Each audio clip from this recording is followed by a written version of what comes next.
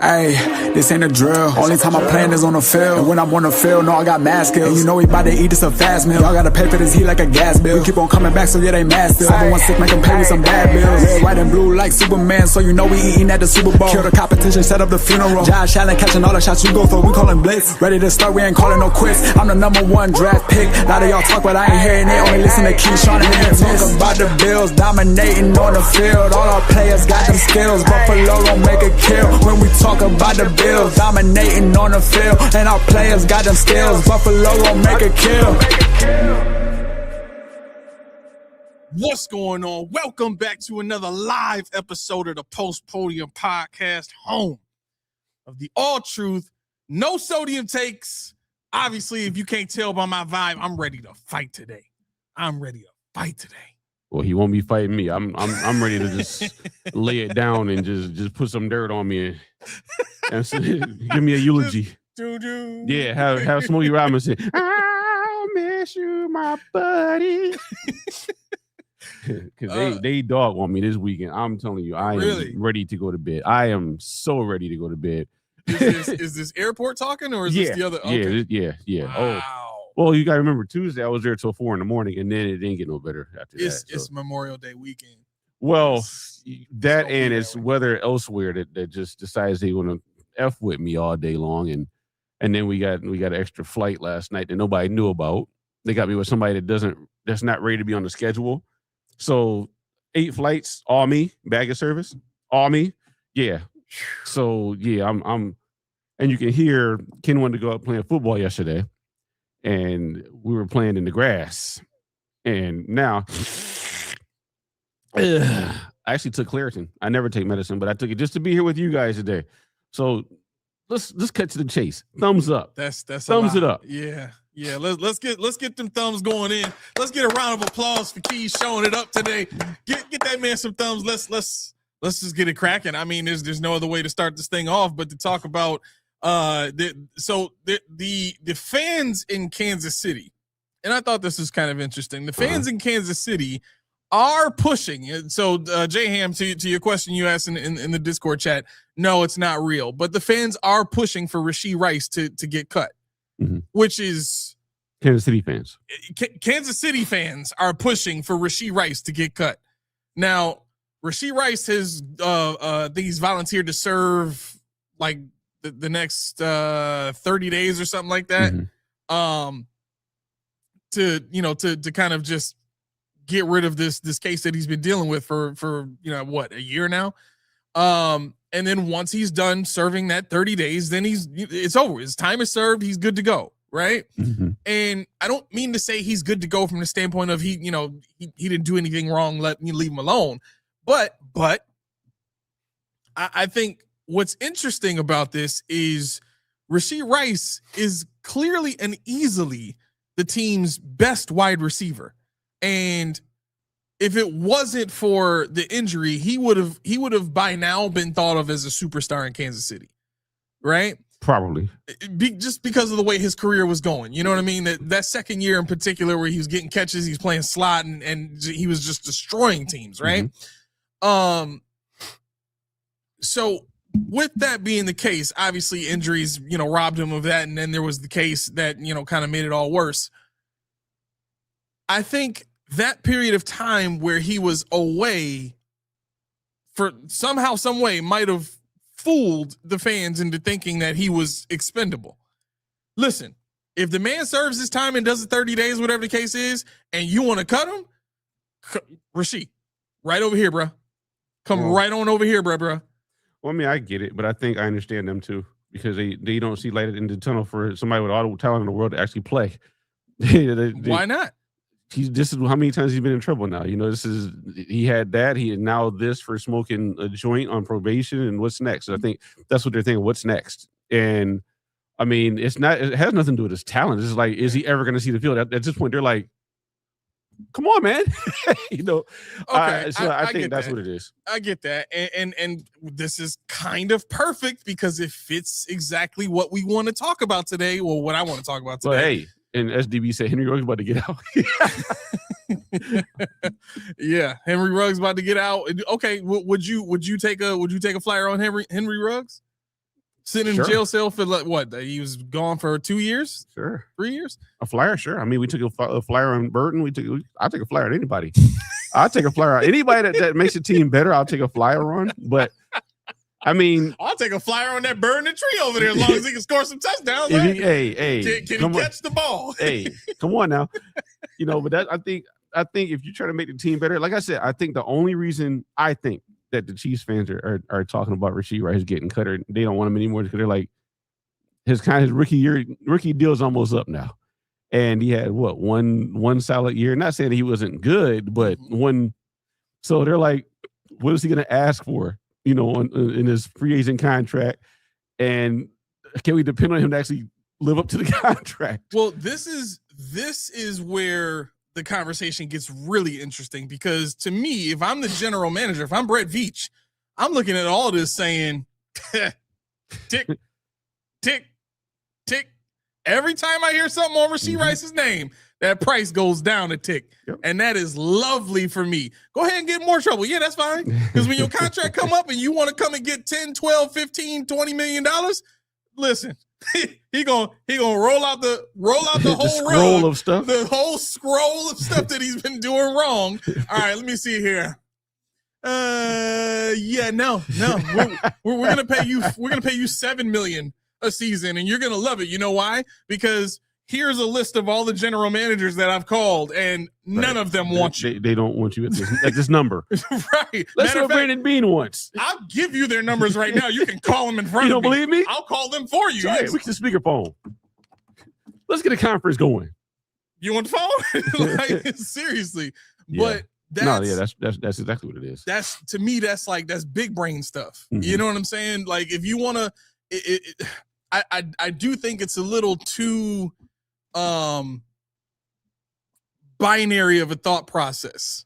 It's too much of, ones and zeros, black and white type of thing. If you immediately reach the place of, well, he's been in trouble twice now, gotta let him go. Mm-hmm. Okay, has he shown you that would be the equivalent of James Cook getting in trouble a couple of times? Did he rush for 1,600 yards though? Did he lead the league in touchdowns though? Can he help my team win though? Right? And here's the other part that I don't think fans really factor into all of this. And your own beloved guy, Deion Dawkins, said this on the Rush podcast. I don't know if you got a chance to listen to that. Okay, the Rush podcast with what's the guy's name from the Raiders? The pass rusher. Max Crosby. Max Crosby is a part of this podcast. So anyway, Deion Dawkins is sitting there with Max Crosby and this other guy that played quarterback. I don't know where he played. Oh, wait. Weston's a Chiefs fan, isn't he? Is he? I think so. I believe so. But, if he is, you got a resident Chiefs fan in here. Oh, yeah. Tell us your perspective. He said Rice went on a podcast a few weeks ago and said he wants JSN money, nah, pass. Listen, I'm telling you, that's fine. That you don't have to pass. Just don't give him the money. Where else is he gonna go with this rep? Like his rap sheet in general, like where is he gonna go and get JSN money after he's been injured for as long as he has, and then while injured, incurring 2 court cases? You know what I'm saying? So the money's gonna go down on what he can potentially make out there. That's amazing for the Chiefs. Mm-hmm. That's what you want as the GM of the Chiefs. So the other part of this is this thought, right?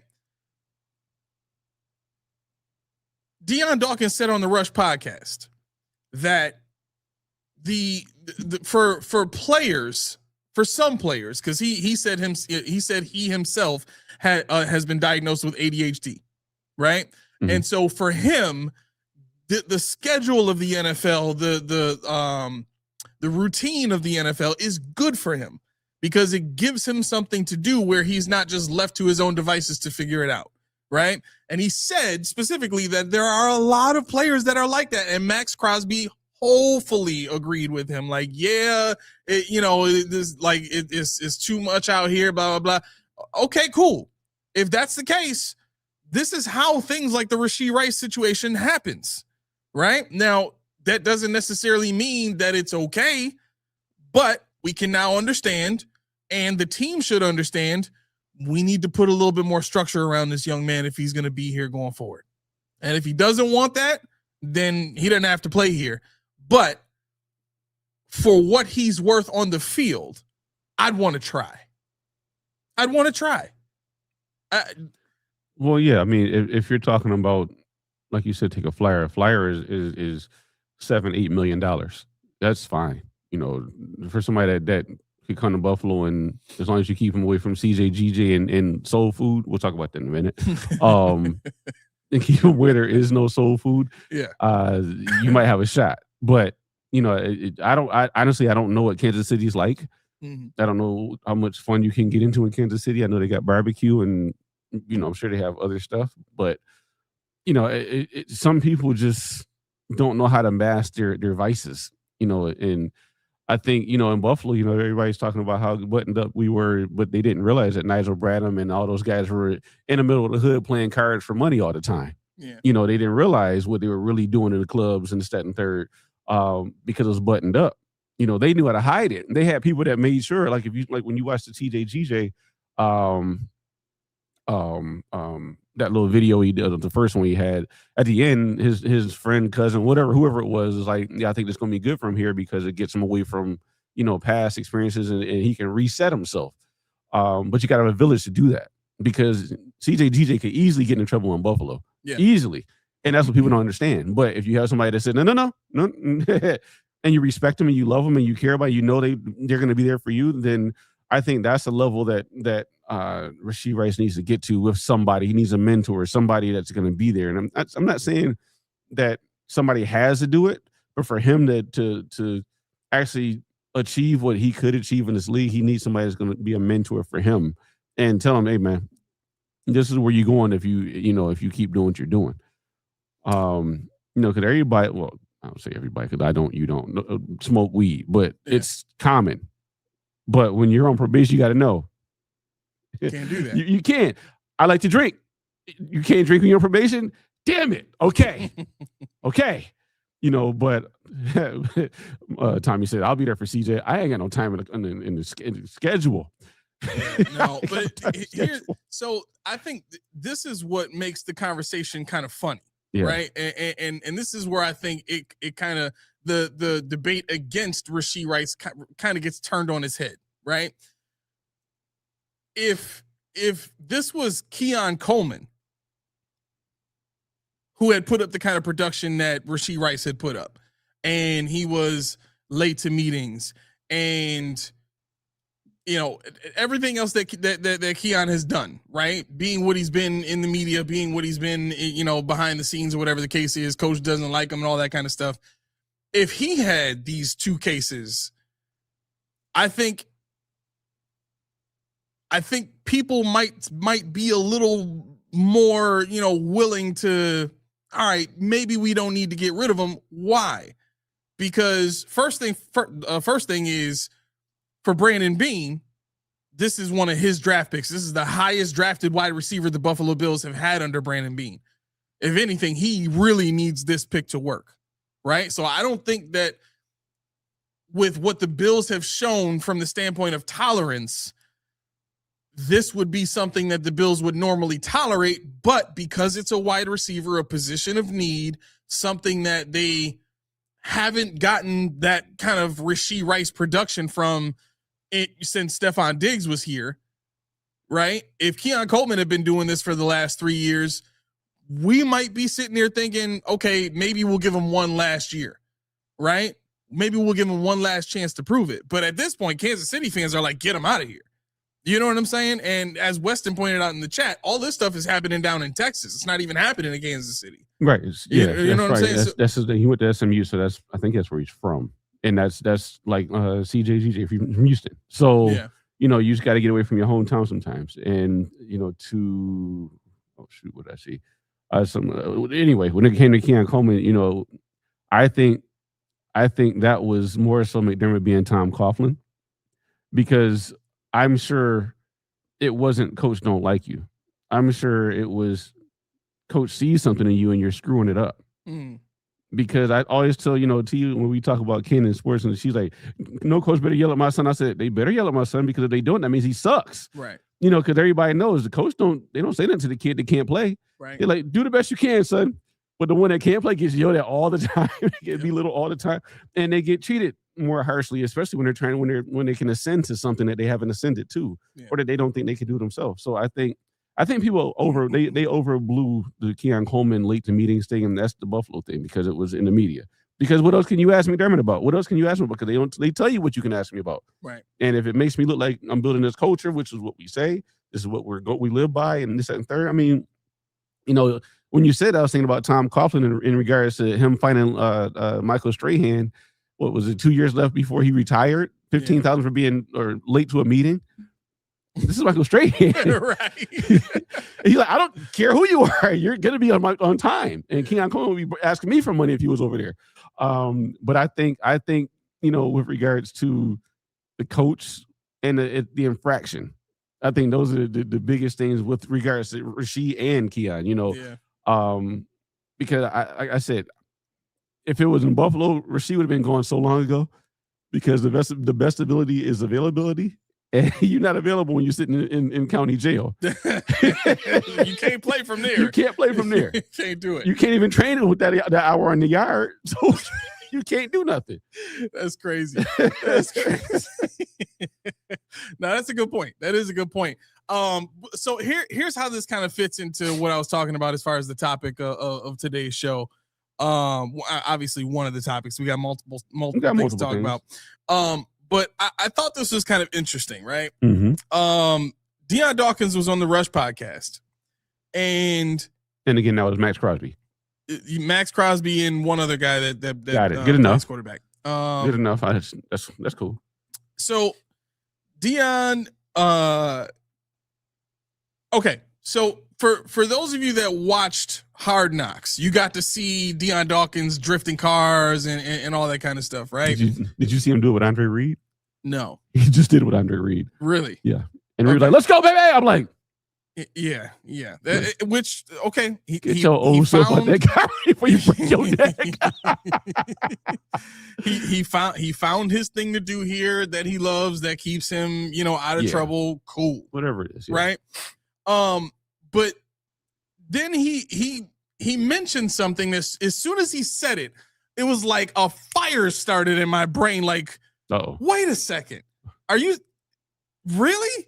Right. So he was talking about how the team used to have an issue with him drifting his cars, and they would, because Max Crosby asked, is there anything, Max Crosby asked him, like, with the drifting cars, has the team ever come to you and said, hey, this kind of dangerous, man. Like, what if you roll your car, blah, blah, blah. You know what I'm saying? Maybe you want to think about not doing that. Right. And Deion was saying, well, me drifting cars with a medical team on standby and the roll cage and all the other safety stuff that I got in place when I'm drifting cars is a lot safer than me driving on the way to work. I can get into a car accident on the way to work, and then I'm done. And then what? It's like, if I gotta wait till a medical staff shows up for I can do my hobby, I'm not doing it. They here yet? Just in case. Okay, cool. No, he's saying he would have them on standby whenever he's drifting. No, we're not doing anything we need medical staff on standby for. No. But anyway, there's a chance you could need professional medical assistance. Right. You got a defibrillator? Is DeMar Hamlin going to be in here? Okay. So, his response to this was, what I said, like driving on the way to the stadium is statistically more dangerous than, him drifting with all the safety precautions that he has in place. Right. I don't know. Well, you let us know in this show who's we on, because I don't even know anymore. I just be talking. Of course. I don't even know. Been a while, boo. How you been, man? Says who we on today? Like you said, Keys.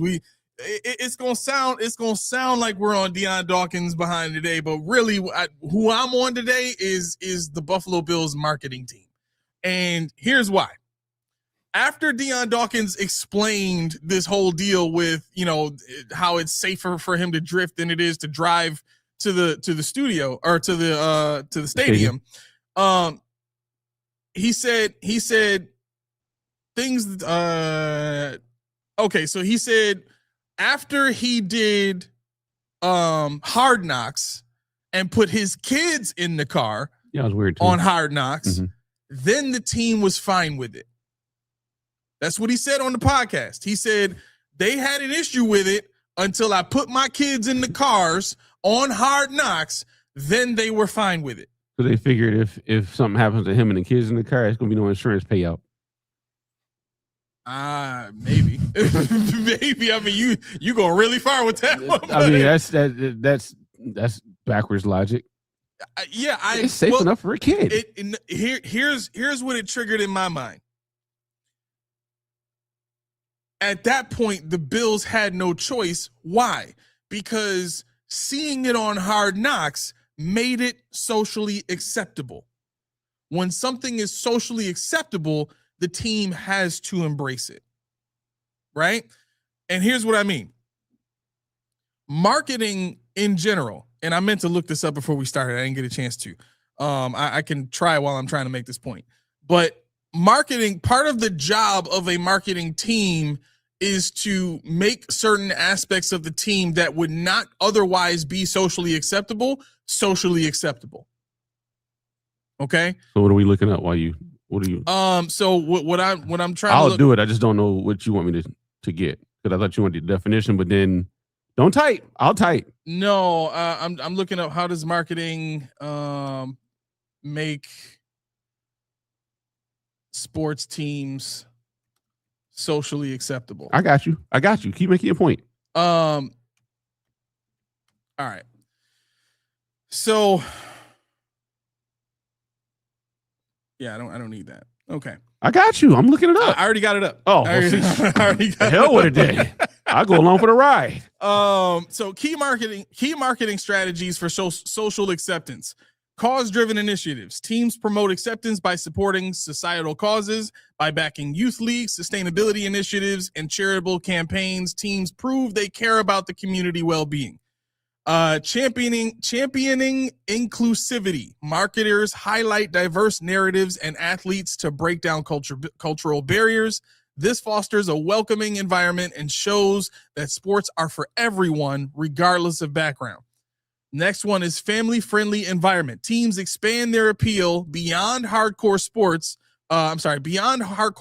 fans by offering in-stadium entertainment like concerts, fireworks, and interactive fan zones. This positions games as accessible, safe, and communal social outings. Lastly, community-focused sponsorships. Brands partner with teams to foster trust and establish local goodwill. Local visibility makes the team feel like an intrinsic positive part of the community. Okay, so these are just 4 of the broad spectrum, more generic ways that the team has ingrained itself into the community. These are the ways that they've scientifically and systematically ingratiated themselves into our everyday life. Okay. Now, the reason this is so big and the reason this lines up with exactly what Deion Dawkins was saying was everybody that watched Hard Knocks all kind of agreed it didn't give us much as fans, but man, we love seeing our team on the big screen like that in front of the world, right? We were on display for everyone to see, our team, to see our culture, to see who we are, what we're about. They enjoyed that, right? The fact that Deion Dawkins was doing something that the team didn't like, and then all of a sudden, when it was put there in front of the global scale, and they looked at the numbers and they looked at because for every program, there's like, forget what it's called, but there's like a rating that you can get that tells you, how acceptable things are, how happy, viewers are with a certain aspect of your show or whatever the case is. There's all types of research that goes into that kind of stuff. And Brandon Beane, being from the marketing backfield, has access to these studies and knows what to look for in these studies, right? So the point I'm getting to here is the the team initially had an issue with something that wasn't safe. Deion Dawkins, I'm sure, made it a point to use the platform of Hard Knocks to say, I'm going to get these jokers off my back for good. Watch this. Hey, both of y'all, go sit in them cars for a minute. We're going to go drifting. And we're going to make it look fun for the family. Now, all of a sudden, drifting is family fun. The Bills want to be connected with family fun. I guarantee if this was, Deion Dawkins drifting or something like that, and something bad happened during the drifting thing where his car spun out, and he didn't necessarily crash or anything like that, but he just spun out because he, shifted too early or whatever the case is. The Bills would be like, see, that we can't do that. Nope. They would have taken it away. But because he put his kids in there and forced the conversation to be more about family-friendly drifting, the Bills had to embrace it. Why? Because their social appearance has to come off as we are all for family-friendly. We are all for family and community. And as soon as you put Deion Dawkins' kids in front of everybody, now all of a sudden people that are watching Hard Knocks are connected with Deion Dawkins' family. So if you take that away from him, you're now taking that away, not just from Deion Dawkins, but from his kids. Right? So here's where the dark side of this conversation comes in. When you look at Keon Coleman's interview, right? And he so eloquently commented on the season he had last year and calling it ass. And that being all over social media, like it just blew up everywhere because people are not used to Keon Coleman's blunt nature. Like he doesn't hold his punches. He in general, he keeps it professional. Right? But when you look at how the team has kind of kept him out of the they've kept him off of podcasts, they've kept him out of the limelight in general. I've been told personally that he's off limits. You can't get to Keon. Keon can't do no appearances on shows. He can't. Why? Because Keon might say something that Keon ain't supposed to say. Or more clearly stated, Keon might say something that we don't want Keon to say. Okay? Now, how this lines up or how it contrasts, I should say, with the Deion Dawkins situation, Deion Dawkins has always been propagated by the Bills as the snowman and the blind side and all these other different connotations that come with him being a beloved member of this team, right? With Keon Coleman, they could have easily found ways to twist the story on Keon Coleman so that it wasn't coming off like he was a delinquent that couldn't get to meetings on time, that couldn't this and that and the other thing. They do that for plenty of other players. That nobody on the Bills said a word when Von Miller was dealing with his DV situation, right? So that tells you right there, the Bills can squash stuff when they want to squash stuff. But if they don't, it's for a reason, right? So on one hand, we have somebody that knows how to toe the company line in Deion Dawkins, and then you have somebody who is real, whether you like it or not, in Keon Coleman, and keeps it real with the media, if you want it or not, and he's getting stashed, and nobody can get access to this guy unless you are in the stadium. Folks, everything that I'm saying right now starts and ends with the way this product is marketed. Everything that we see or don't see from this team is by design. We are not getting news that is real and raw and authentic from all of these media outlets that are connected to the Bills. News stations, national media, local TV and radio stations, all of that stuff. I'm almost willing to say if you're not listening to people like us that are willing to just do the research and give you all of the worst and the best parts of the team, you're kind of doing yourself a disservice. It's the equivalent of watching CNN only or watching, one of these other, news stations only and not fact checking that against what some of these other stations are saying, or even what global media is saying about what's going on. You get what I'm saying? That's the reason why we approach this show the way that we do. The fact that these dynamics exist within the way that the Bills operate, and Deion Dawkins continues to be beloved while Keon Coleman gets vilified and basically almost out the door. To me, that's a travesty. Keon Coleman didn't earn that at all. He didn't. He was late to a meeting. That's not as bad as anything that Rashee Rice has done. So I don't understand the quickness to just dismiss Keon Coleman, even if it is about his athleticism, even if it is about whatever. When I saw that interview with Keon Coleman, I said, they're going to kill him. I mean, I understand it. I understand 100%. Well, at least I think I do. Who drafted Deion Dawkins? Who loved Deion Dawkins? Not Brandon Beane. The other one. McDermott. Yeah. Who did I say on the show I believe did not want Keon Coleman? Sean McDermott. Right. So if you don't want somebody, we saw what Doug Marrone and EJ Manuel will say, because we know it was publicly stated. Doug Marrone hated the fact he did not want EJ Manuel. So as soon as he had a chance to bury him, he did just that. That's true. And I think McDermott, and this is not an indictment on Keon Coleman. I just don't think that Keon Coleman was a McDermott archetype at wide receiver. I'll just say that. And there's nothing Keon can do about that. But now McDermott's like, ha! I got a reason to get him off this team. And when I cut a second round draft pick, I'll have some kind of traction because he can't get to meetings. He can't get to this. He can't do that. He's not mature enough. So now he's building a public court case on this guy. He's trying to draw and quarter him. He's trying to burn him at the stake because he never wanted him to begin with.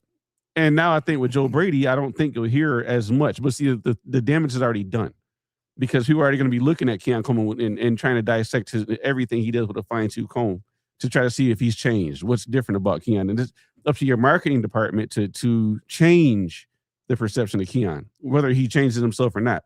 You know, as you said, you know, in his press conference, he was asked last year.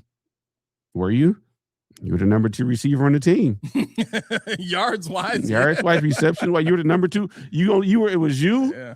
2 tight ends, and then Khalil Shakir. That's it. Mm-hmm. And the people that, well, Keon couldn't get you more than 50 yards. Who else got more than 50 yards a game? Exactly. You know, you got to look across the gamut here. You got Joshua Palmer, who gets 2 catches for 13 yards. You got Brandon Cooks, who's got 3 catches for 21 yards. You got Khalil Shakir, who's got 25 catches for 18 yards. You know, it's like he fits in. So I think the smear campaign was out. It was an anti-marketing, and maybe that's another reason why McDermott is no longer employed here, because Beane and Brady wanted him, and McDermott didn't. It's starting to make a lot of sense. A lot of this stuff is starting to make a whole bunch of sense. A whole lot of sense. To your point about the numbers, J-Ham says Deion had a bad year, but he's been here a long time and has been a Pro Bowler. I'll give you that. Mm-hmm. He's been a Pro Bowler in 22, 23, 24, and 25. So four years in a row, basically, he's been a Pro Bowler. Mm-hmm. But when was he drafted, though? He was drafted in 2017, right? Keon Coleman was just drafted 3 years ago. And the thing that Deion had that Keon does not have was basically a situation where Keon needed to start because the team needed Deion to start. They needed him to start because he was drafted in the second round, and they already knew that they wanted to get rid of Cordy Glenn and his contract because they did not want him and the culture that he was used to being a leader on the team with the contract he had. Right? Whether you want it to or not, money is going to make you a leader in the locker room one way or another. Okay? So the Bills have always been very choosy about who they give the big bag to, right? So with that being said, Deion had 5 years to play, to start day one, to play, to get better. It took him 5 years to make a Pro Bowl. Keon Coleman hasn't had time to play. It hasn't been a necessity for him to be forced to play. And probably had 1,000 yards as rookie of the year. Right. And based on the numbers, that's why I said this is based on the numbers. Based on the numbers, he would have been on that same track, if not better, or quicker, I guess, to make a Pro Bowl than Deion Dawkins did, if given the opportunity. So I don't want to make this about, whether or not Deion has a certain, whether or not Deion is different from Keon. That's part of the reason why I'm making this about marketing as opposed to trying to compare the two players, because it's not, you can't compare the two. Deion's had way more benefit than Keon will ever have, unless we see something different this year. Yeah. I think that's probably what it is. People think that Keon Coleman won't be on this roster. Yes, he will. Because the two guys that wanted him are still here. And the one person that was looking for a reason to get him off the field is gone. Yeah.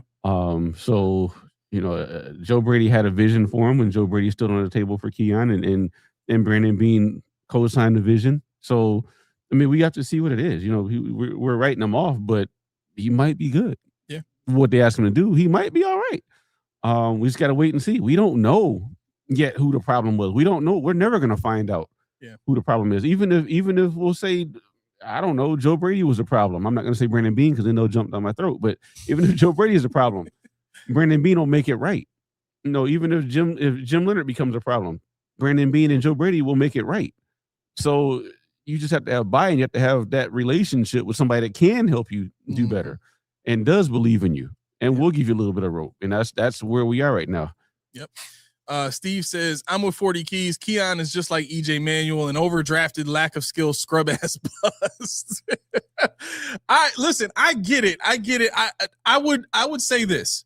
I don't think very many people saw wide receivers like Marcus Colston or Michael Thomas being what they were in the NFL coming from college, not being separators. And if you look at what they were able to do in Sean Payton's system in New Orleans with Drew Brees as their quarterback, I think people would easily look at Michael Thomas and Marcus Colston and say, yeah, they had pretty good careers. Especially Michael Thomas when I think he led the league in catches in a single season or something like that. 127 catches one year. Yeah. And so, I mean, Michael Thomas has put up crazy numbers in New Orleans as a receiver that doesn't get separation. So There's a bunch of them. Right. There are a lot of examples like that of receivers that don't separate in college and come into the NFL and are not known as separators, but can still have very productive careers. The thing that they have that we don't have is a diversity set of wide receivers.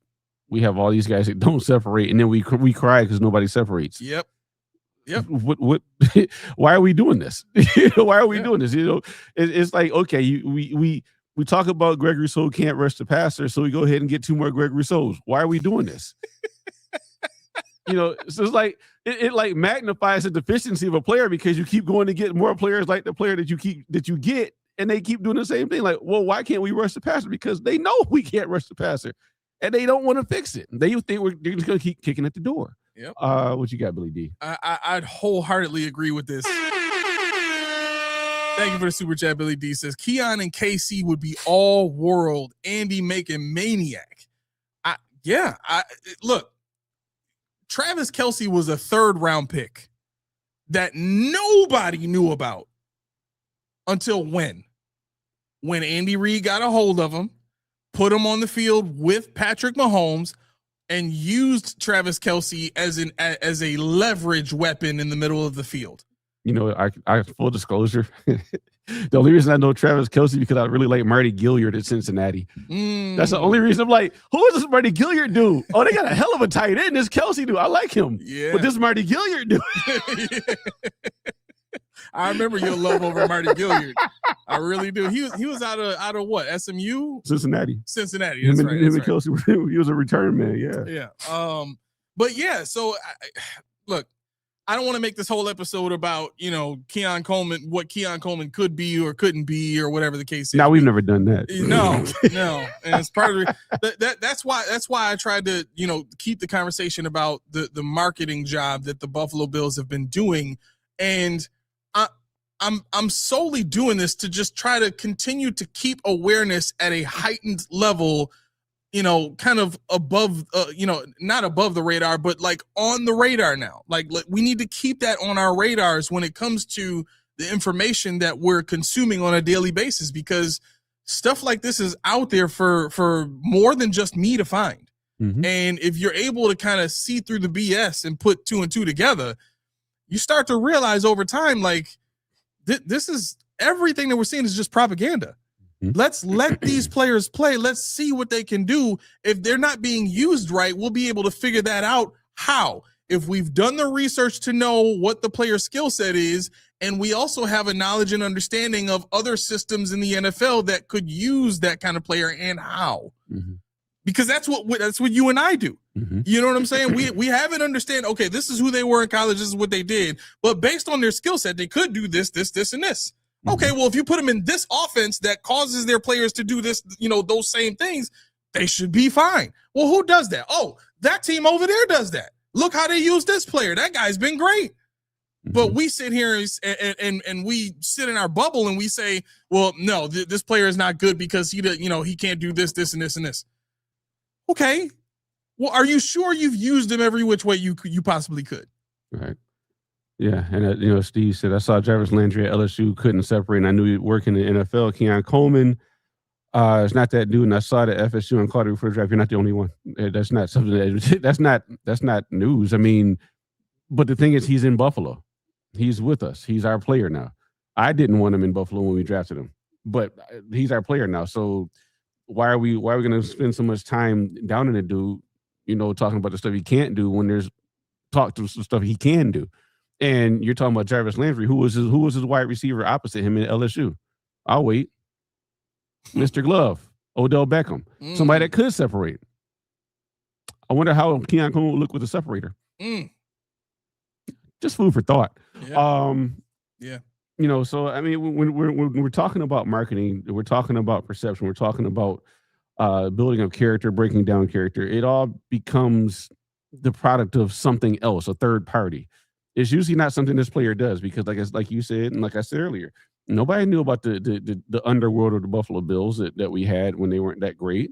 Nobody knew what they were doing, but I did because I talked to them. I was supposed to be with some of them sometimes when they did stuff, and I was like, nah, I got to work, believe it or not. But yeah, I mean, it's we all believe it. But at the same time, this is true. I'll tell you how, because this is funny. When we had the most horrible offensive line in the world, Langston Walker, Derek Dockery, we had Melvin Fowler, all of them. Langston Walker is no small man. The dude was 6'9", every bit of 360. And he did not talk. He was quiet as a mouse. Like when he can't talk. Oh, really? Yeah. To the point where my coworkers hated talking to him because they couldn't hear him. I hate that. They're like, I hate that. Here comes this dude again. I'm like, what's up, Langston? So one day he brings his mom. I guess she's flying out. I was like 22, 23. He was 27. And she's like, can you do me a favor? I said, what? She said, can you show him around Buffalo? He doesn't have any friends here to set and third. I'm like, I don't think it'll fit in my car, but we'll see what we can do. So we built a relationship based on that. But what I'm saying is people don't understand what it's like off the field. You see these big, massive dudes. You see this, that. They're not built that way. Sometimes you just are born into a body or you're born into a skill set. And that's why when I was talking about when Joe Brady said, I want to know how much they love football. I'm like, who cares?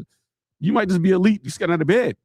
And that's something I hated because, being a basketball player at 6'6", I didn't have a dunk package as these kids call it today. I could dunk, I could do all that stuff, but I didn't do all the. No, that wasn't me. Right. Back scratcher, tomahawk. That's all you're gonna get from me. But you got guys that's 6-7 inches shorter than me that's doing all. Johnny Flynn, 5'11", maybe 6 feet, doing everything you could think of. No practice. Nope. This dude got out of bed. It was excellent. Yep. And at that age, you're like, man, he must do a lot. No, eat Skittles. Maybe smoke a black and mild, whatever they doing over in Niagara Falls. But he can outplay anybody that lines up on the court with him. Yeah. And so I think we got to get out of that mindset of, not us or you guys per se, but you have to love something. You have to do this to do that. It's not an if-then. You don't have to be a great guy to play football. You don't have to be a choir boy to make it in Buffalo. You have to have a skill set that they need. And people push the narrative, and it's not just marketing, because what happens is people that have a lot of power, people that sit in chairs like us, but have a lot more people watching them, they listen to the hype and say, oh, he's not buying into the system. Who gives a damn? Yeah. If you don't fit the system, you don't fit the system. And when you bring Keon Coleman in and Brandon Bean, a guy that doesn't scout, a guy that doesn't do money, a guy that never played past high school, telling you he's an X before he even lines up, picks his number. That's a recipe for a disaster. And I remember we talked about it, and I said on that show, I said, why aren't they making him earn it? Why don't they figure out what he can do before they put him on the field? And we saw right away he wasn't ready. He was a one-trick pony. Okay, that's fine, Steve. How did that happen? What? No Bones said Kelsey won my fantasy football league his rookie year. He had 67 catches for 862 yards and 5 touchdowns. Maybe his team was nasty. I mean, you might be talking about the first year he was really good, but he was on the team for what, a year or two before Mahomes got there. I think he was drafted the year before. I think he was drafted the year before Mahomes got there. So yeah, but yeah, no, I think it's so deep with regards to, it's just a spider web of stuff, and that's why when we started the show, I was like, I'm scared of doing the show because we can't combat the spider web. Yeah. I didn't know Bills Mafia had chinks in the armor, if you will. We thought they were all just whatever, but then we do the show and people start to see it. They're like, "Oh, y'all, that's cool. I like what y'all, because y'all refreshing." Mm-hmm. Some people don't want to hear it, but at the same time, like, what are they talking about? See if I can poke a hole in that. There's nothing to say. There's nothing wrong with the rah-rah guy. I'll listen to some of them if they're funny enough. Mm-hmm. If I don't agree with a damn thing you say and you're funny or you're entertaining with it, I'll listen to you. And that's fine. But it's like you said, when you come to the Fox News and CNBC and all this stuff, you have to listen to both sides if you really want to know the full story. So I found out that I was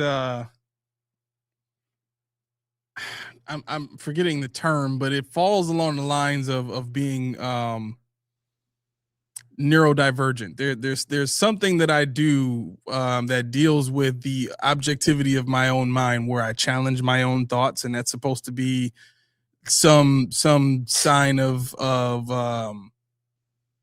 autism. No, like a heightened intelligence sort of thing. And there's like 3 of these things that I just do. I honestly think it's just because I spent much of my childhood being at home alone all the time. But I'm so serious. I know, but I mean, it's just the revelation of this is hilarious. Well, I mean, like finding out that these things that I feel are normal for me are really not normal for everybody is like one of the things is when you're able to be in the midst of, having a debate with somebody and you're in the middle of saying your point and then you stop yourself, think about whether you're actually right or not, and then figure out you're actually not right and then change your mind at that point in time. Most people can't do that. Most people just commit like, I'm right, I don't care, and then they just fight to the death. That's a hell of a conversation in your head. Huh? That's a hell of a conversation in your head. So the reason I'm bringing this up is because you were talking about how people view the show, and there was a motto that I was thinking of putting on the shirt today that said, you can hate us but you can't debate us. Mm-hmm. Right? And I'm almost willing to stand by that, because at the end of the day, I really don't run into too many people that research with the context necessary in order to reach a truthful conclusion on the matter.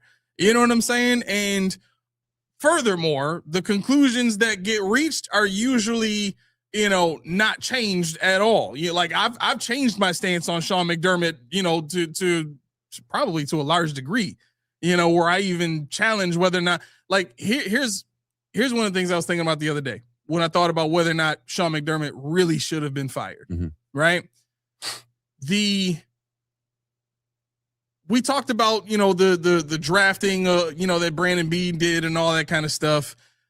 But when we look at the defensive ends that were available to do what Sean McDermott wanted, I don't think Sean McDermott was in that draft room saying, no, we don't want to trade up to go get one of these awesome guys. I don't want one of these awesome guys on my team.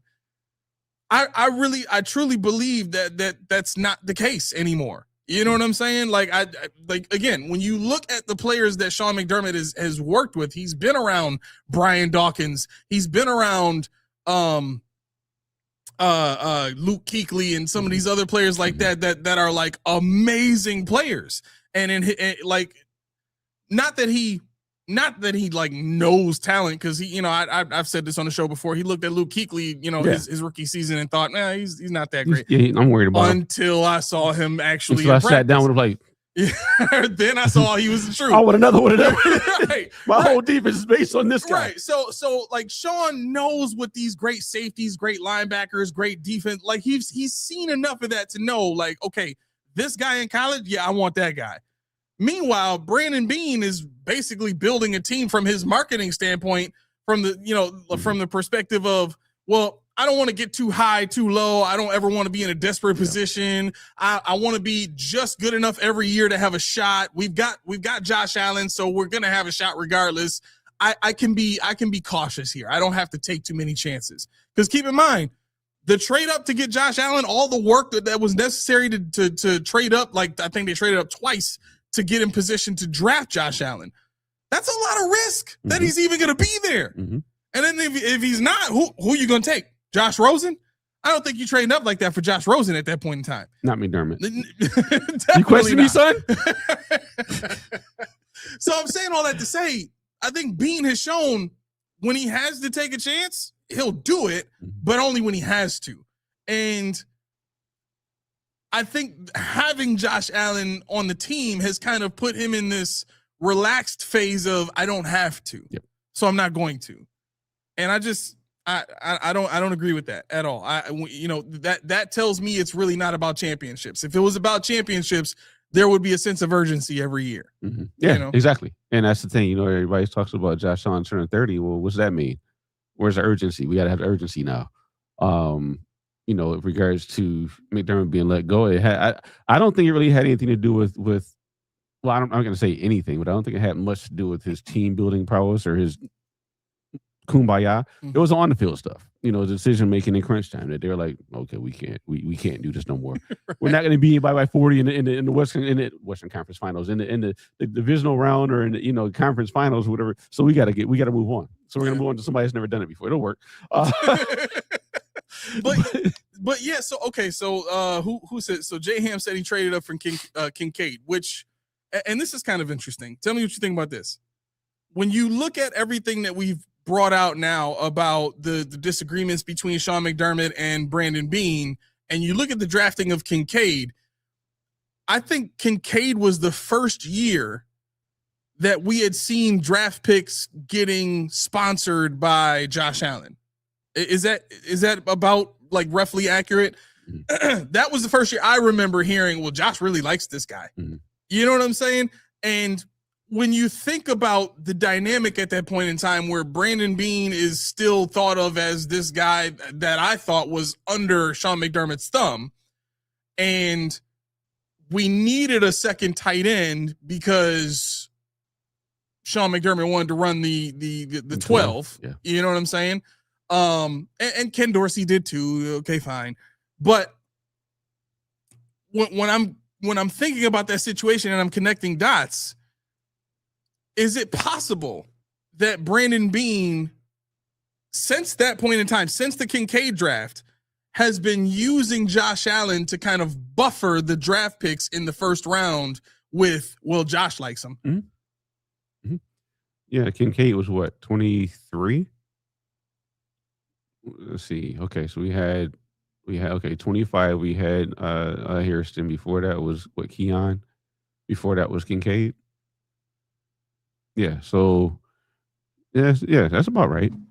That's about right. I think it's an interesting thought, because if you got a general manager that was already working his way towards where he is now back then, you found a way to force Sean McDermott's hand in the public eye by saying, yo, quarterback want this guy. Yep. So we found out that Josh did mock drafts and took Kincaid. He did mock drafts. Him and Keon want to play together, and he found out. It was like a buffer for people like Steve that thinks that Keon's hot garbage. It's like, well, the other mass is like, well, the quarterback wants to get the quarterback what he wants. Now imagine if Sean McDermott came out publicly in any press conference, or even held one in which he was asked, "How do you like Kincaid?" Well, I don't like him. Right. I think there are other players that are more needed on this team. Like, imagine what the the perception would be on Sean McDermott at that point. Dude, your quarterback wants this player. Give your quarterback what as you just said. Mm-hmm. If Sean McDermott was to oppose that at that point in time, he's putting a target on his own back. Yep. So of course he's not going to do that. So what does that create? It creates a checkmate scenario where Brandon Beane, who knows how to use the media against anybody or for his own favor, has created a scenario where now it's out of Sean McDermott's hands. Mm-hmm. Your quarterback wants him. Guess what? You wanted a tight end? I got you one. You can't block to save his life. Right. but you got a tight end. You got the one I wanted to get. So that when we finally get you out of here and we can move to a passing system, which is what Josh wants, he's got a tight end that's a receiving tight end that can go out there and do the job. Mm-hmm. It's so crazy. Like, I'm not lining this stuff up for no reason. This stuff is just out there waiting to be connected if you're really paying attention. Yeah. But that does show, like, I mean, whether you want to believe it or not, it lines up with the scenario that was Brandon Beane disagreeing with Sean McDermott, like you and I reported 3 years ago. I was reporting this stuff 3 years ago, when I still knew a lot of people that worked in the building. So this has been happening since before Kincaid was drafted. This would have been 2 years before Kincaid was drafted that we were reporting that there was dissension between Brandon Beane and Sean McDermott. Mm-hmm. Then this happens, the Kincaid draft. Then, you know what I mean? It's like, man, I wonder how much more there is out there to be found to really see how deep this stuff goes with Brandon Beane. It's almost like this dude has been this, who's that boss on Inspector Gadget, the guy who sat behind the chair all the time? Dr. Claw. Dr. Claw. Yeah. And like that's who Brandon Beane has been the whole time, because nobody sees him until the offseason during the draft. He comes out and he's like, this mm-hmm. Bruce Wayne-esque type of guy that everybody loves and nobody knows about the stuff he does behind the scenes. And then he immediately turns into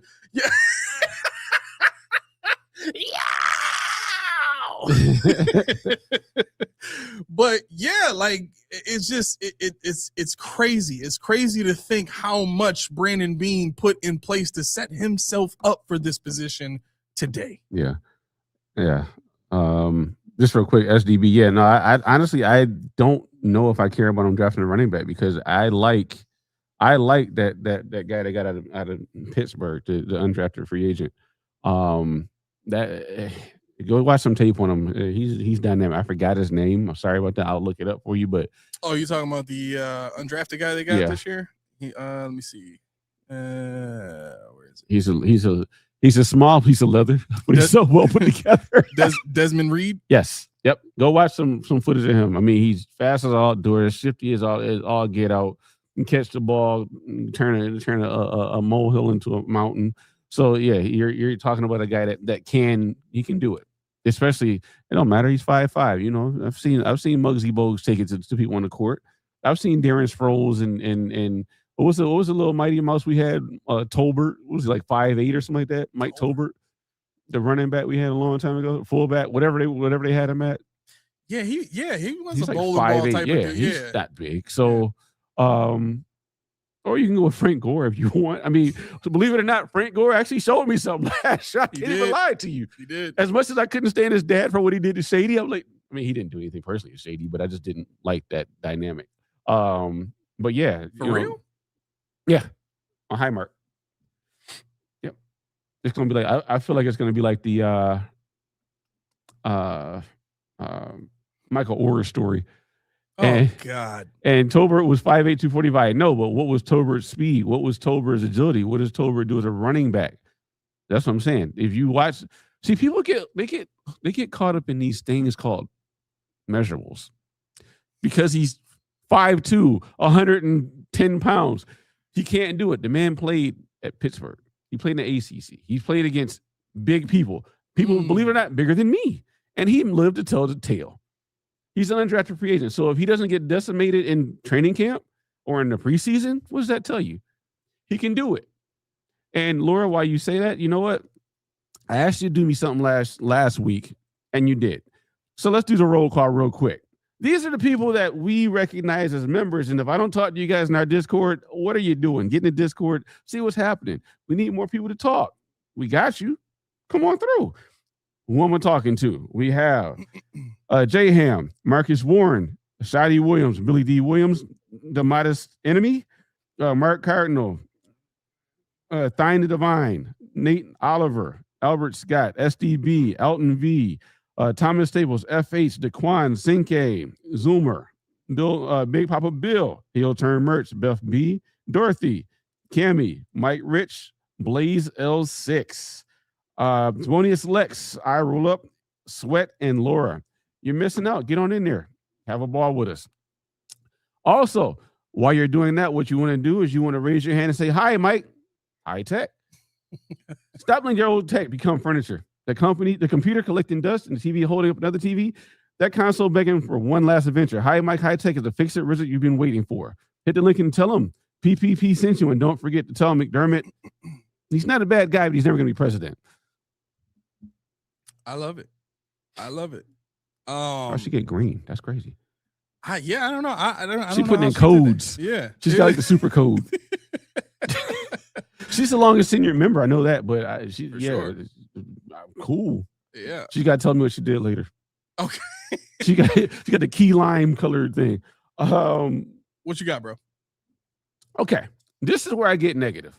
Oh boy, you get negative? This is where I get negative because I'm tired of it. Oh man, okay. I'm ready. And I was talking to somebody, I might have put it in Discord, I can't remember. It might have been something that incited a riot with Dorothy. I can't remember. But every year there's something that people cling to, something that people always hold tight in their heart, and it does not leave. No, it was Laura. I remember now. She knows what I'm talking about, I think.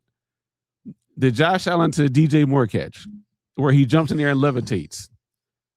How many different ways and times and angles have to watch the same catch and go to the comments? People salivate all over it. In slow motion. Speed up, crop this, show that, talk about this, voices on, no commentary, screen, glitter. I don't know. But it's like, yo.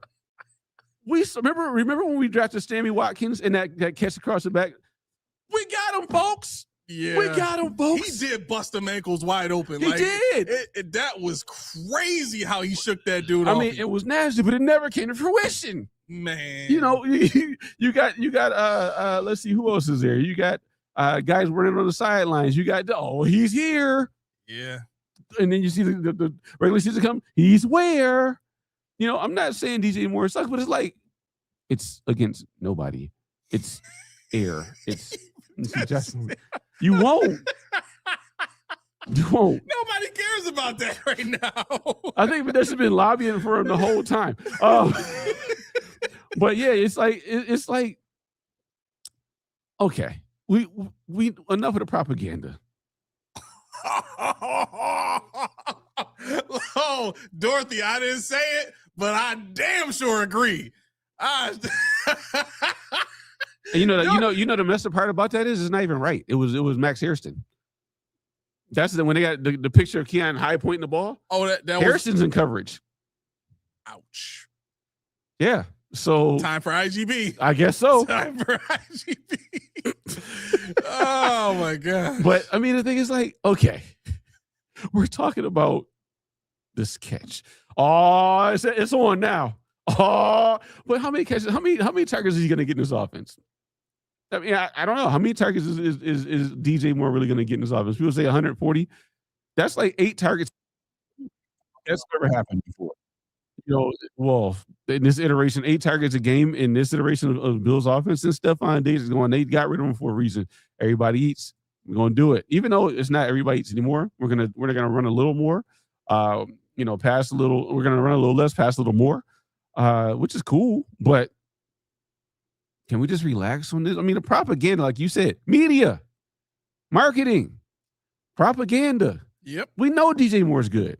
The point is not to say he's not. The point is to say, who cares about that catch? This will really get him revved up. Watch this. What? Like, what are we talking about right it's now? Like we know that. I want to see Skylar Moore do that, or Skylar Bell do that. Bell, yeah. I want to see, one of the other guys do that. Somebody that This guy that came out of Youngstown State that everybody likes, Tom Zach or something like that. I want to see one of them boost themselves into contention. Mm-hmm. That's the story. We got Stephon Diggs, Josh Allen. Oh, it happened. Oh, it happened. Stephon Diggs caught a ball. No kidding. He's done that many times already. Is all this to you the same as the hype over how big Landon Jackson has gotten? I'm so I got that in my notes too. Is there another one? Go off, please. Because you know what they're comparing him to, right? Look how dinky he was. You know what's funny about that? I remember seeing that clip before he became Landon Jackson. I'm like, who the hell is this guy? That was like the college combine. Yeah, right? It was like his, not pro day, but like his visit, whatever. It was like an all-star camp. Yeah. Which I'm like, how was that an all-star? That is horrible. And I'll say this because I've met Landon numerous times. I've talked to Landon. Landon's a great guy. I mean, like I told you guys, one of my coworkers walked up to him, didn't even know he was a football player, but everybody was flocking. And she's like, who are you? The man stood up, shook her hand, and then said, I'm Landon Jackson. I play for the Buffalo Bills. Nobody's that humble to be sitting there incognito and stand up at 6'6". Mm-hmm. How you doing? That's why the Bills love this dude. Now, did we not know? Nah, Landon ain't no tackle. Did we not know that Landon Jackson was 280 in college? Did we not know he played the 4-eye in college?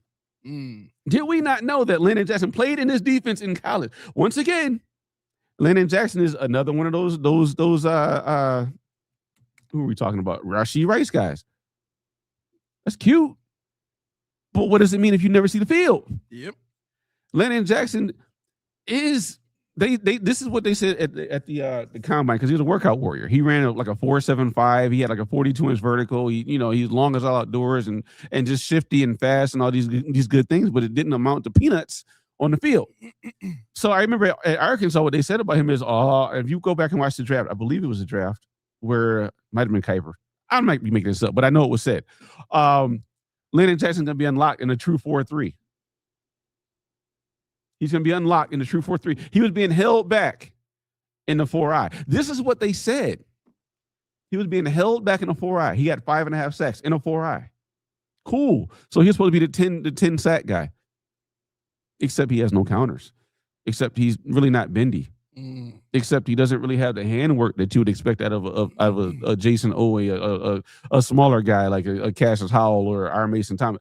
He doesn't have those attributes. He's just got Greg Rousseau, which I said, and you can go back and watch, since we're pulling receipts, I said, he is Greg Rousseau if you want a Greg Rousseau and don't have Greg Rousseau. But he's got bad ACLs. That's the only difference. So, I mean, when you're talking about Landon Jackson at 275, 280, whatever he is now, he's in there, 285-ish. He's not that big. I just saw him last week. You're making out to be like this dude is like Lou Ferrigno. Yeah, he's the Rock now. He's the Rock. He's the pudgy one from back in the day with the sideburns. But it's I have to walk carefully with this because I'm 6'6", 280, and so we're the same size. He's just a football player. I'm not. But the thing is, when you see that, you're like, I've seen these guys. I've seen the Dolphins. I've seen the Broncos. I've seen what a real nose tackle, what a real 3-4 edge looks like, or what a real big boy looks like, and that's not him. He's still lean. He's relative to other football players. He's not somebody who's going to walk, he's a sidewalk cracker. No. And moving on to the next thing, our buddy, Dwayne Carter. This pissed me off more than anything. Oh, here it comes. This pissed me off more than anything. Because I said this, we watched Nate. I know Nate saw it. I know, is he about the same height as Michael? He's taller than Michael Hoyt. I know, I think Hoyt is 6'4", 6'5". 6'4". Yeah. No, Landon Jackson is literally like my height. He's literally like eye to eye with me. That's a real 6'6". Yeah, he's true 6'6". Yeah, they say he's 330. Guess what? Nate, you watched Cover One. Did you see the episode where Dwayne Carter was on Cover One? And they asked him about last year. I think this is before last season. They said, what makes you think this is going to be a better year for you? He said, well, I cut weight. They said, well, where are you at now? He said, well, Normally I play it at 295 to 305. He said I feel good at 290, 295. That's where I'm home. So now we're home at 290, but we boost 40 pounds on this dude, and he's 325 right now. What? Yes, Dwayne Carter is 325. That's why they say he's a nose tackle, because he's 325. He's coming off of a torn Achilles. His body's not built to carry 325. He said he wants to play at 320.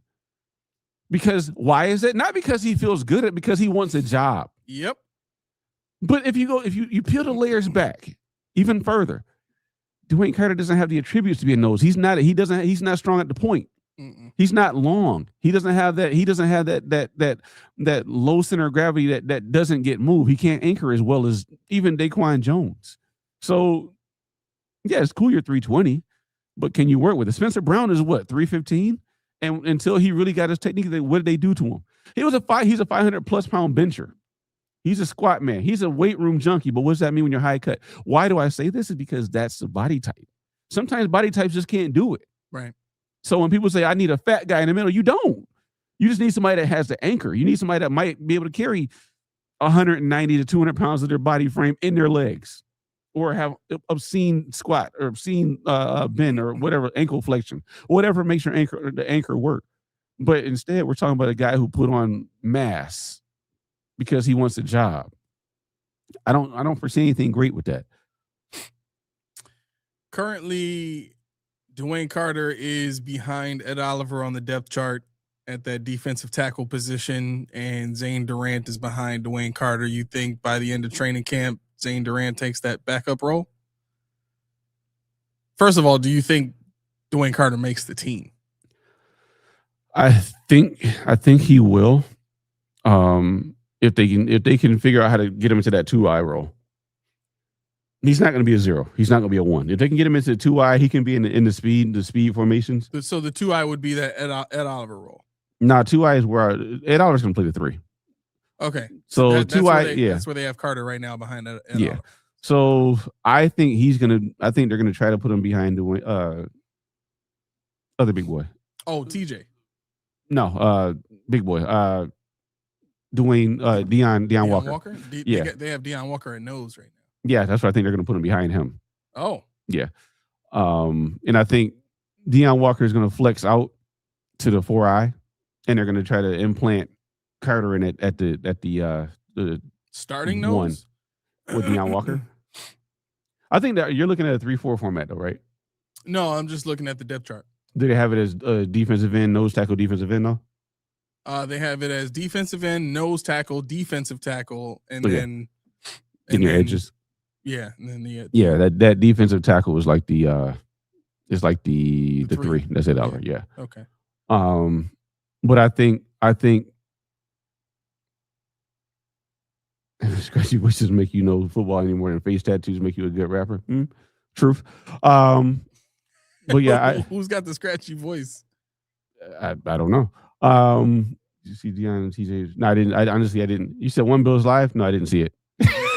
Didn't see it. We typically don't watch that show. Yeah. When they got rid of that, I was out of here. Sinke said Dwayne gets cut, has to. Sinke never wants anybody to get cut, so I don't think he never wants to get rid of anybody. He likes them all. No, I don't think Dwayne Carter gets cut per se.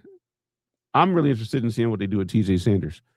They got to do something with TJ Sanders. Yeah. They have to. Yeah. Yeah. TJ Sanders is still in a starting spot on this depth chart here with Landon Jackson behind him. I don't know. Yeah, it's a schmozzle. Yeah. It's a schmozzle. Schmozzle. It's a schmozzle. What is that? Just I heard somebody say it once. I thought it was right. I tried to slide it past you if you said anything. It didn't work. But yeah, I think yeah, exactly. Lord, there's a lot concerning coming off an Achilles that he put on weight and is asked to do something that uses a lot of lower body flexion and whatnot. What's up? I mean, I kind of excuse me. I kind of agree. Sanders has to break out. I just don't know if he can. I mean, okay. Let me ask you this: the 4-eye spot. Mm-hmm. Sanders 6'5", running about 290, 295, right? The way he got moved playing the 3 technique last season. Yep.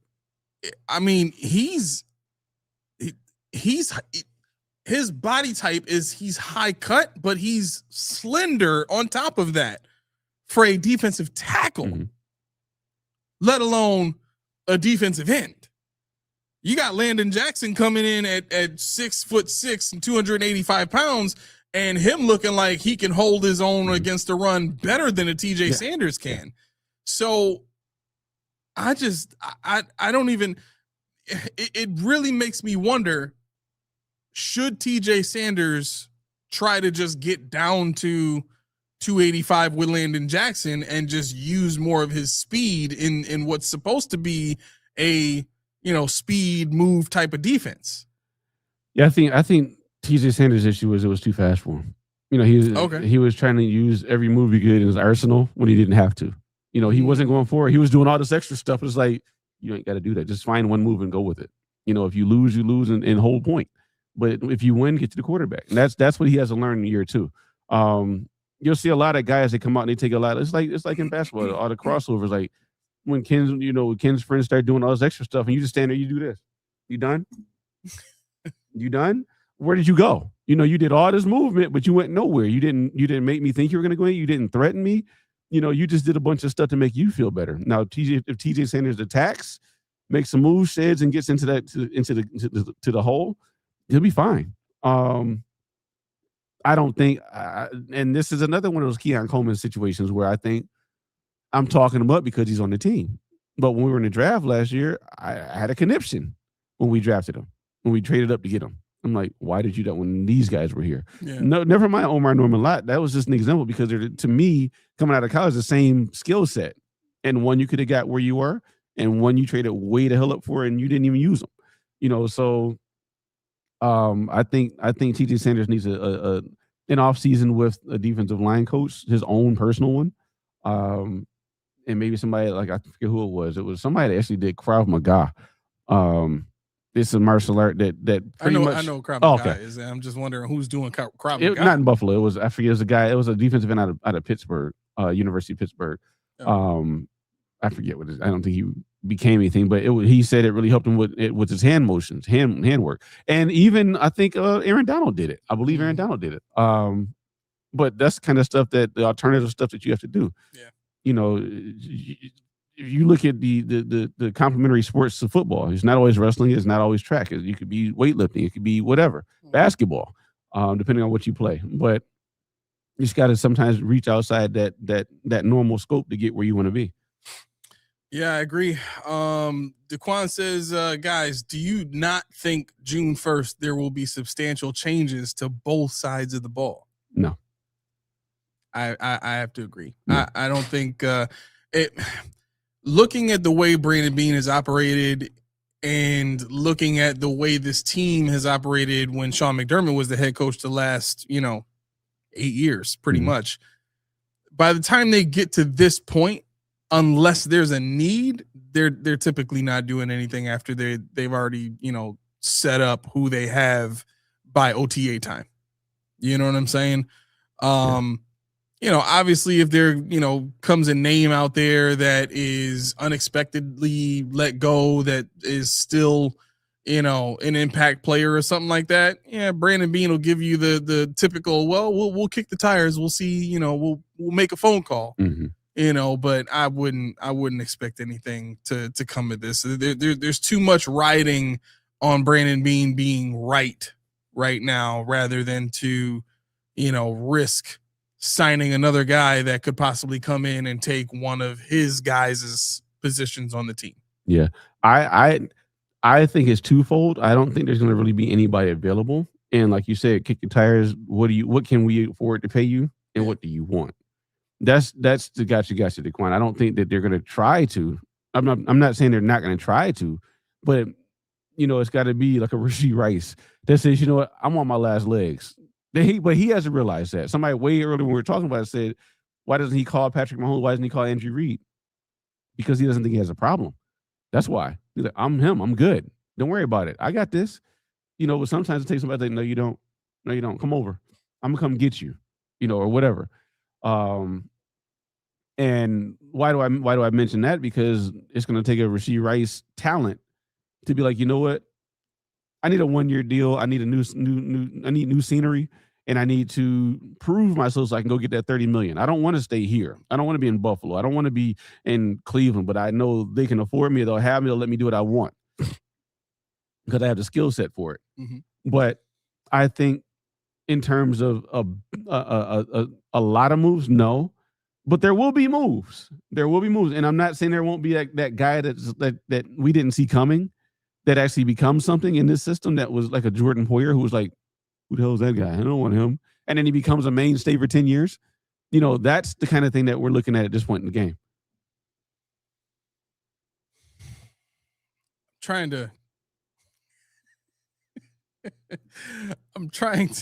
You're trying to refrain? Yeah. Well, I don't know. Steve said, does losing or gaining weight help scrubs gain skills in football? Just asking. If not, we're just talking about busts at different weights.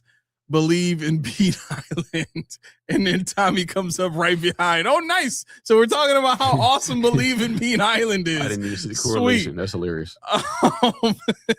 That was a good comeback.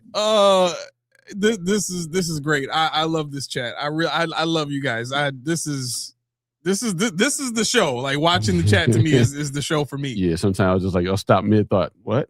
Yeah. Speaking of quiz, quick Believe in Bean Island quiz. How many void years does Ogun Scrubby still have? 2.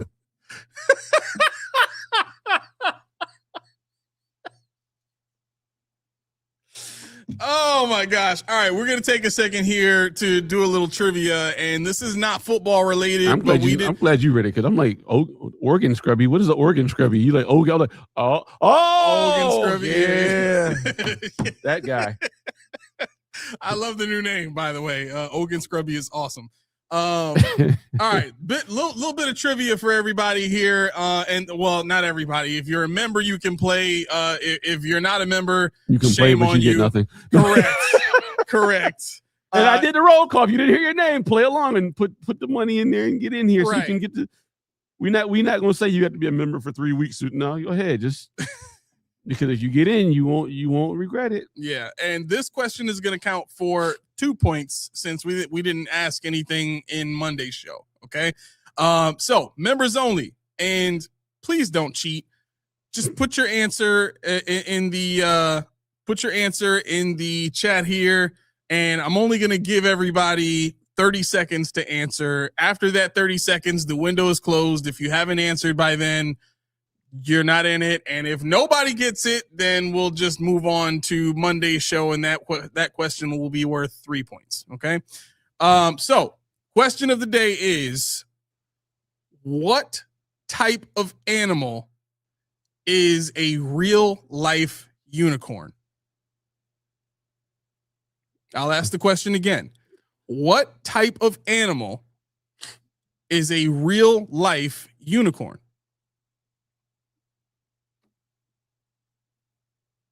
Tommy.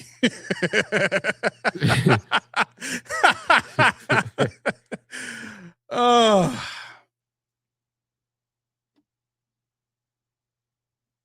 Now we got 3 people that are confident. Sam, you got to be a member.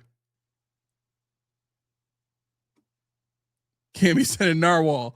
That's what I was. Yeah, that's what it is. A narwhal? Well, I'm saying that's. I was like, in my mind, I'm thinking about the thing. Zoomer said Wimby. I'm gonna have to start agreeing in a minute. Hey, it ain't got to be your bad. You can become a member. Again, you get a month free. You still play. It's $1.99 a month. You still play. You can do it. You can do it. We're not discriminating against Damar because he came back to life. It's got to be. All right, I'll give 10 seconds. Steve, you got to be a member. Let me see. So we got 3 people for Rhino. We have 2 people for Narwhal. We got 1 for Wimby. J Ham said a Narwhal. So 3 for Narwhal, 3 for Rhino, 1 for Wimby, and yeah, A platypus. somebody said a platypus. Yeah, Sankey. Okay. I want him to come on and explain that one. All right. Window is closed now, and the first person that answered correctly gets the 2 points. Let's give it up for I Roll with Rhino. Clap it up for the man. Rhino is the right answer.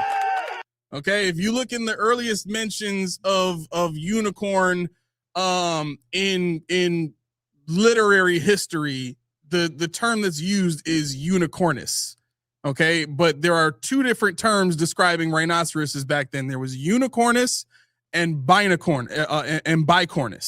Okay, the bicornus was used to describe the African rhino that had 2 horns, and I don't remember where the single horn rhino came from, but this is how text with him really go. I never heard in 42 years of bicornus. I've never heard or thought I needed to know about a bicornus. But now I know. I have a nerdy side. Okay? What the hell a bicornus is? I'm still. India. Thank you, Mark. Thank you. India. That's right. Yes, India. Thank you. Mark is a nerd too.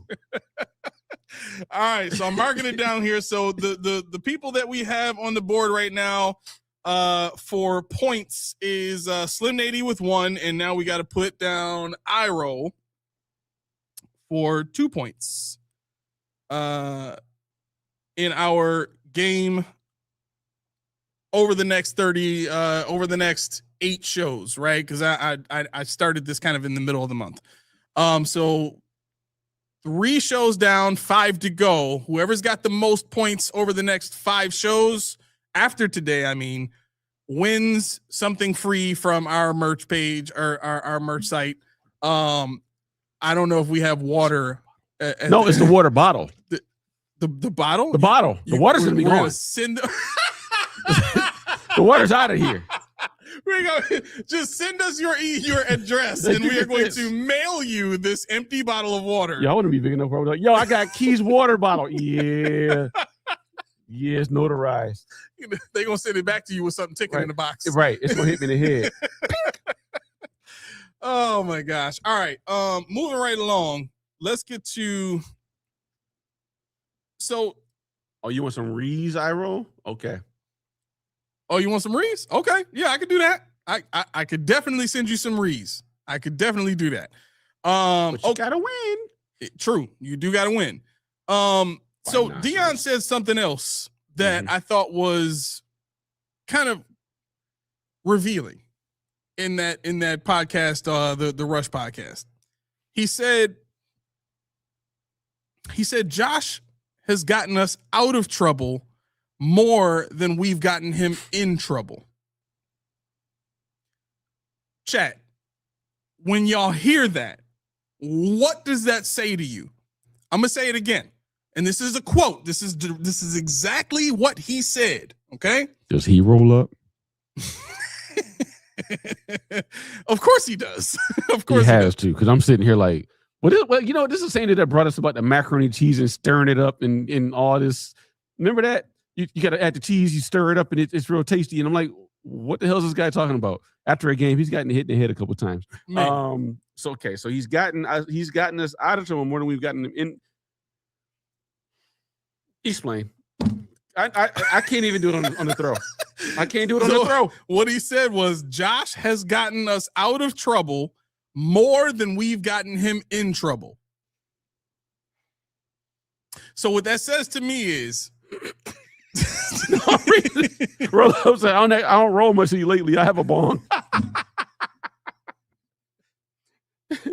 That seems to streamline a lot of things there, which is sensible, right? So now we know you're a sensible smoker on top of being a very heavy and probably the most popular smoker of our entire chat here. Thank you for that.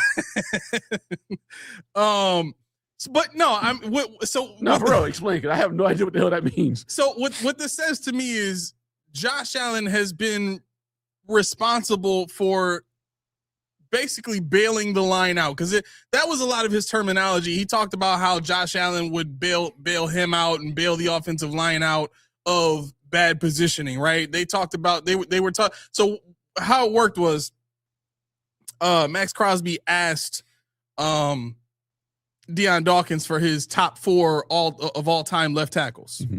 Okay. He named Trent Williams, Jonathan Ogden, Orlando Pace, and Mom, Joe Thomas. Sit down, Mom. Joe Thomas. You said Jonathan Ogden. Sit down, Mom. Sit down. Right. Hell yeah. But so those are the 4 he named, and then they kind of talked about what made those players great, and what makes left tackles great in the league today, which is being able to get to the spot before the defender can, which is why get off is so important, which is why I asked you about get off. So we'll get to that in a second.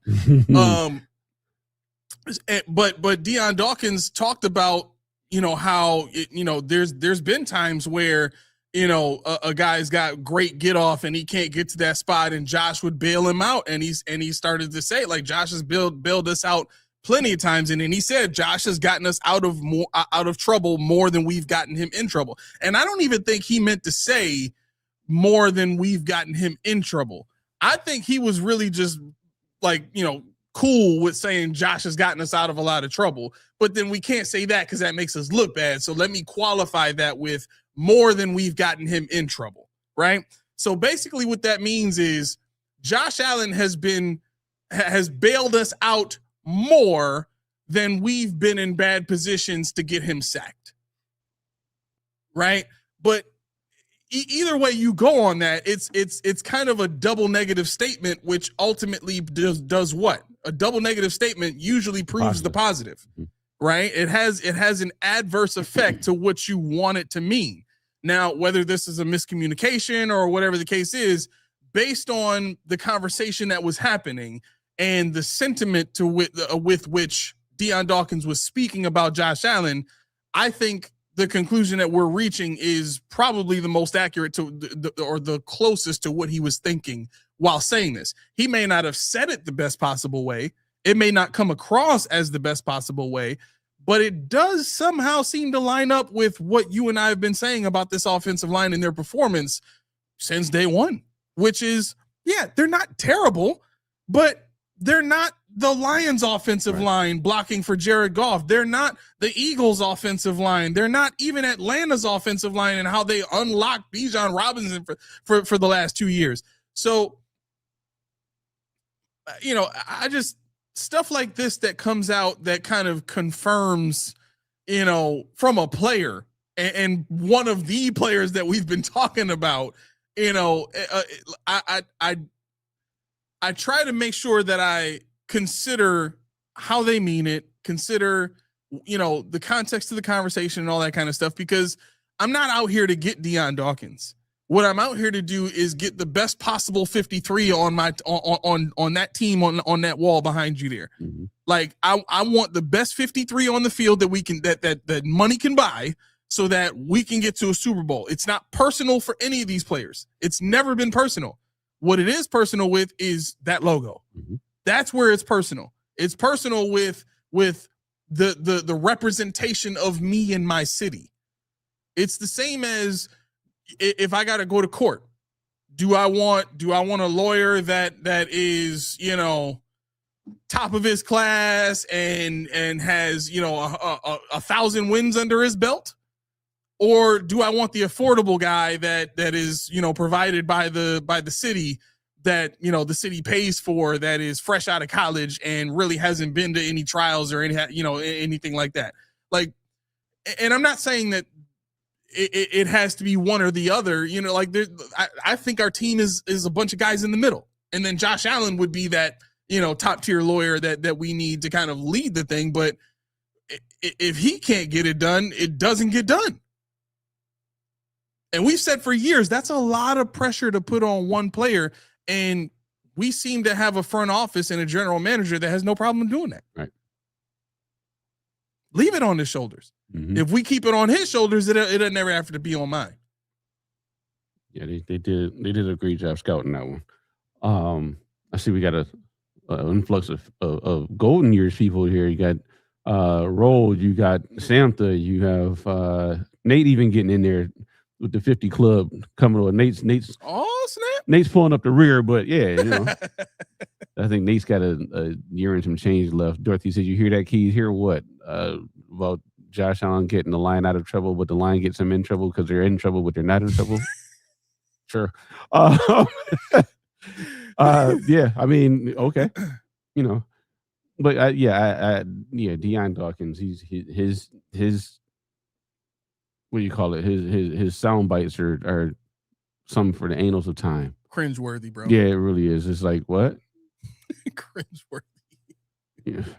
I am, therefore I thought I am, and that's how he sounds. I was like, I must be dumb because I don't know what he's talking about. Which is shocking about as to the fact that Keon Coleman has been under wraps for so long and is not allowed to go anywhere, but yet Deion Dawkins, because he's already accepted by Bills Mafia, because he's beloved because of the snowman shtick. You know what I'm saying? Like, did you watch any of that Rush podcast? So there was a part on there where he talked about he called Josh Allen his big little brother, and he was like, that's my big little brother. That's my slutty. What? Slutty? And Max and the other quarterback dude was like, "You're what? You're slutty?" And he was like, slutty. And the quarterback dude was like, "Whoa, like what you got run that back? What is that? What is that?" And he was like, for a minute, it looked like one or two things. Either he didn't really want to say what it was, or he didn't really have a definition for it and had to come up with something on the spot. Yeah, he has no idea. He thinks he's E40, but it's not working. No. And he was like, I'm from Jersey, you know what I'm saying? And Max Harvey was like, yeah, how them Jersey boys do, they got their lingo. And he was like, yeah, so I'll just be talking to the boys in the locker room, that's my slutty. Hey, slutty. Like, I can see that happening in there, but that's something that just stays in there. Yeah, we don't need to know about that. What's Josh's wife's name? I don't think she want to hear people calling him. She just had a kid by him, and this dude he's a slutty. And what's the ex's name? She probably like, I told y'all, I told you, I knew it. For real, I finally got what I need for court. I'm taking him to court. Yeah, half the house is mine. But that meme that they play with the Avengers watching themselves in other roles and stuff, and it like watching 8 Mile when what's name Anthony Mackie was getting beat. Yep. Like, I really imagine that's Brandon Beane and his team watching Deion Dawkins out there doing his thing on these podcasts and whatever other media he can get onto, and just like kicking themselves like, we don't have a choice but to agree with this stuff because the people love him. Right. But otherwise, how is this a great representation of our franchise? Yeah. And hey, who was it? Was it Sam? You watch out now. You leave Peggy alone. What's good, book?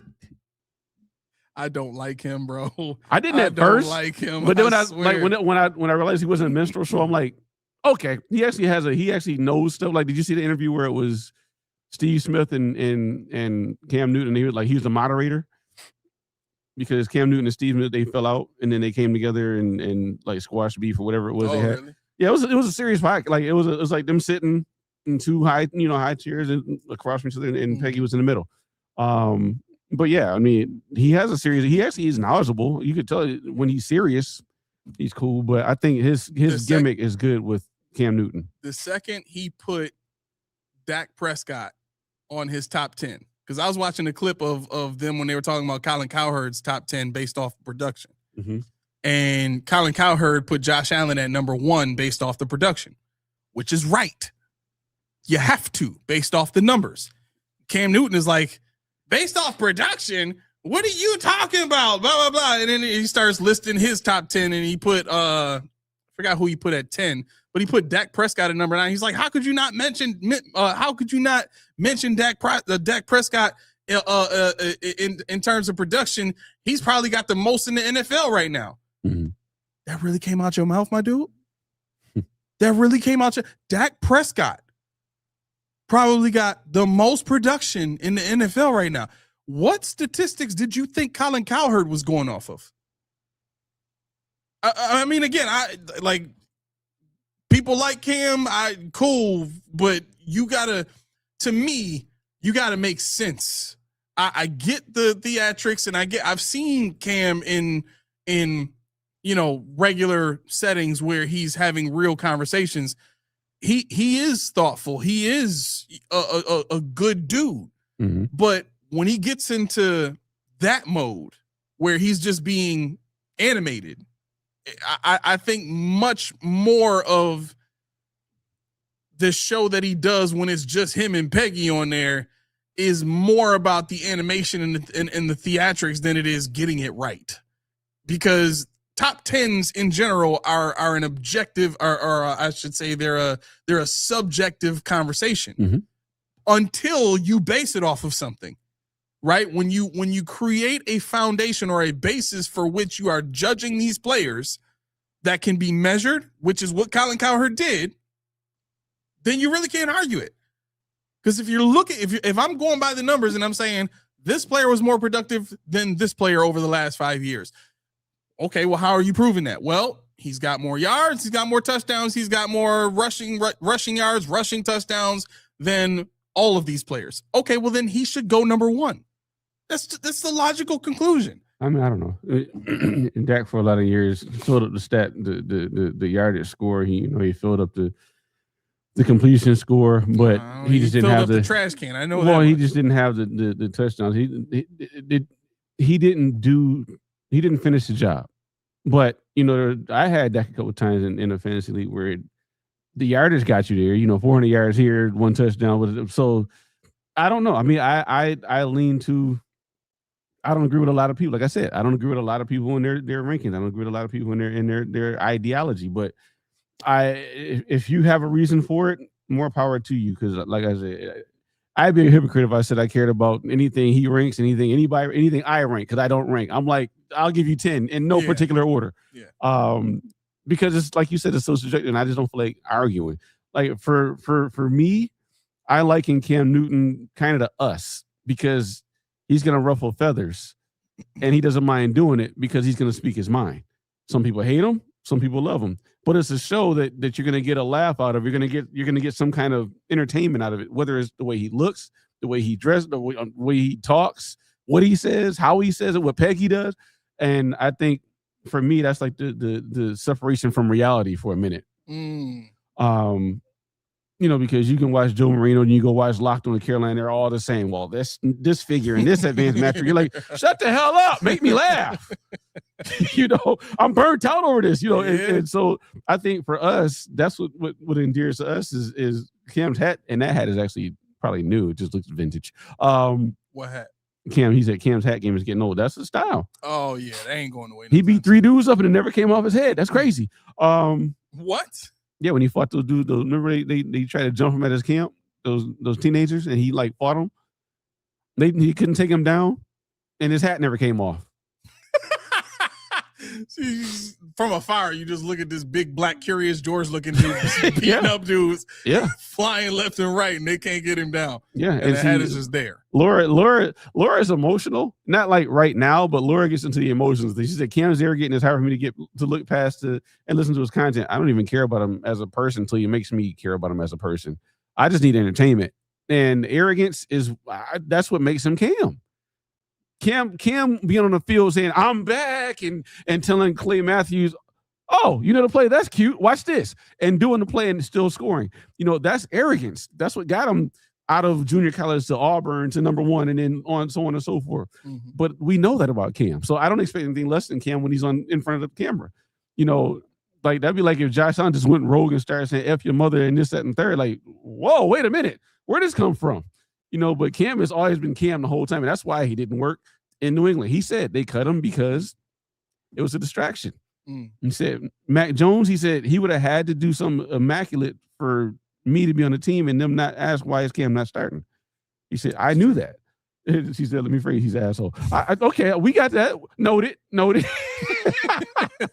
But we know that. That's the thing. We know that. When it came to Stephon Diggs, we know nobody in the Minnesota Vikings organization would let him date their sister. We know, just that and third. When it comes to Willis McGahee, we know he hated Buffalo. So anytime you talk to him, you expect that. If you give me what I expect, I can't hold you to that because you're being real. LaShawn McCoy, I ain't coming to Buffalo. I like Buffalo. Cool. You still talk up Buffalo. Cool. That's good. Sean Merriman talks up Buffalo. But, he's always been kind of quiet, but he lets his play speak. He's aggressive, but they're the same. They don't change it up. And that's what I respect that. And that's why, when we were talking about Sal Capaccio being a radio guy to now the sideline, why I started not liking him, because he changed. And if you change, I'm not going to like you because I like you for a certain reason. You got to give me that. Yeah. Because I felt like that was you. But then when you change it up, that wasn't you. And what I liked isn't what you really stand for. And that's my problem. Your girl Dorothy says, Cam a clown, just mad Josh broke his rushing touchdowns record. Tell him to take a seat. Extra strength. Wait, what? Okay. I mean, to take SI extra strength Cope Harder. That's probably some kind of old people medicine. Maybe. But no, I mean, Dorothy gonna say something like that. Yeah. No, you know what though? What's funny about that is our shows, ours and Cam's, are very much alike. Like we give you the raw, honest, open reaction, whether you like it or not. The difference though is we put a strong emphasis on getting it right, and not getting it right just for us to sound right or for credibility's sake, which is important, but for the sake of truly understanding the fullness of what's happening in front of us. Right? Because being able to comprehend and understand fully what's going on with all of the context, all of the facts, does what? It empowers you to make a decision about whether you want to continue viewing, whether you don't want to continue viewing, whether you want to continue supporting or not continue supporting. And at the end of the day, to me, that gives you and I much more credibility than we could ever get by being entertaining. We just happen to be able to do it in an entertaining way. Yeah. I don't know how to be anybody else but me. I just censor the words I use on the show for obvious reasons, because I talk about my mom all the time, and that's respect. But if you're in the Discord, you get the same key, but you get more spicy language. It is what it is. Yeah. And if my mom joins Discord, then I'm screwed. So she won't. But yeah. I don't.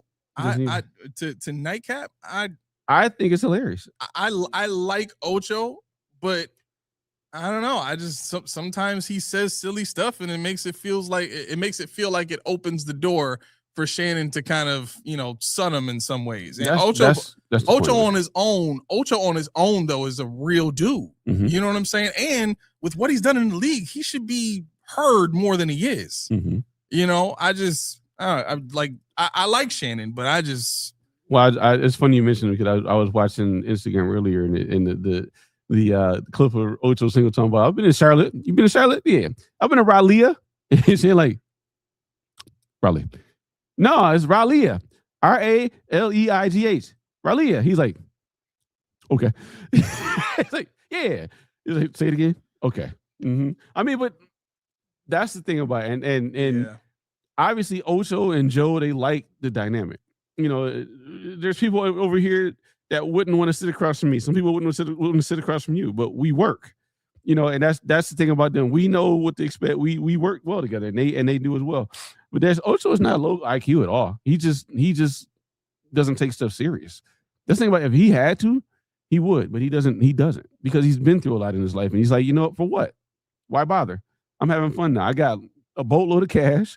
I got everything I want. I wear fake jewelry. I probably drive a Hyundai. No problem. I'm out here. But yeah, that's the beauty of it all. Some people really want the meat and potatoes. They don't want no flair. They don't want no gimmick. They don't want any fun. They don't want to laugh. Just you think you're funny. I don't want to laugh at this. I'm trying to write down notes. No, it's just what you're looking for. And that's why when we say, no harm, no foul, go ahead and find a podcast that suits you. If this wasn't it, or if that's not it, come on over. You'll like this. If you don't like that, if you're not heard there, you'll be heard here. He does drive a smart car. Also drive a smart car. That's true. Steve said Nightcap should be called Country and Super Country. Why you say that? And I'm watching it. Yeah, I mean, I check it out from time to time. I like the debates. I don't watch the whole show. Nah, it's I'll catch long. the clips. Yeah, when they break it down and stuff. What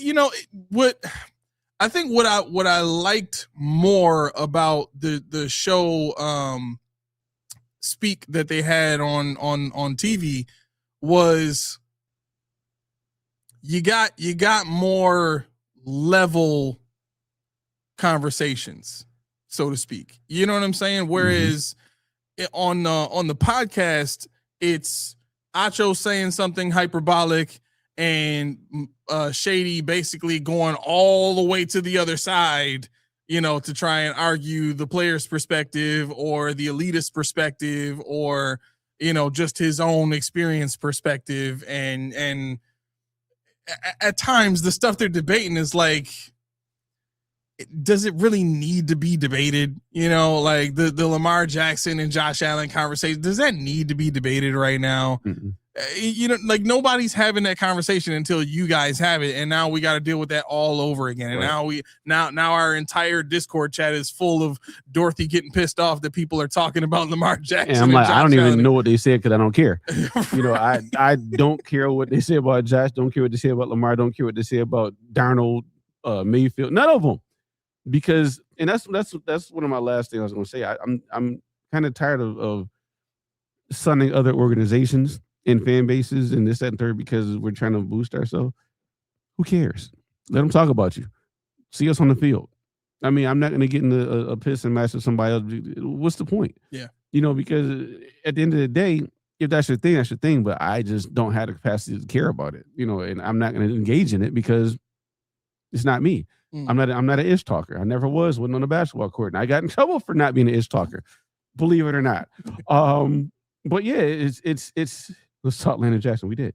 Right. We talked a lot of Landon Jackson. But yeah, it's fun for some. It's Really? fun for some. I'm a Panther fan. Yeah. He Jake said Delhomme days, especially when they went to the Super Bowl, man, that was a team. Yeah, he doesn't like Cam Newton at all. I gather from the comments. I'm cool with it. I'm okay with it. But yeah.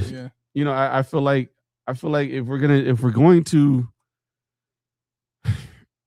get to an argument with another fan base that we already own, Jay-Z,